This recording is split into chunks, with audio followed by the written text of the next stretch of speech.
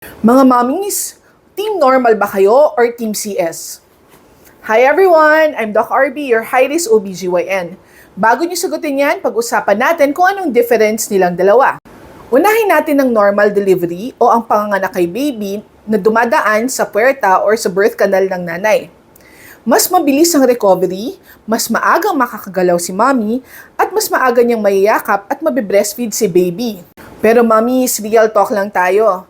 Siyempre may tinatawag na labor pains at depende ito sa pain threshold mo kung kakayanin or kailangan ng konting tulong. At siyempre, mahaba yung paghihintay at minsan yung mami, konti na lang, konting tiis, pero yun pala inaabot na ng ilang oras. Ngayon naman pag-usapan natin ang cesarean section or CS. Ito ang paglabas kay baby sa tiyan ni mommy under anesthesia.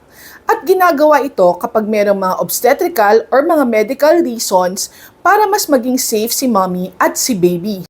Pero sa CS, mas controlled ang paglabas ni baby, pero mas matagal ang recovery at kailangan alagaan ng sugat after. Pero tatandaan nyo mommies, hindi mas strong ang mga nagno-normal delivery at hindi mas madali ang cesarean section. Magkaiba man sila ng paraan ng paglabas ni baby, pero parehong nangangailangan ng tapang. Ang importante ay ligtas si mommy, ligtas si baby, at merong desisyon na gabay ng doktor. Mommies, anong birth story mo? Team normal ka ba or team CS? I-share mo na sa comment section ang story mo at baka makatulong at itag na rin ang inyong mga kaibigang mga buntis. Follow for more mommy talks, walang judgment, puro suporta lang.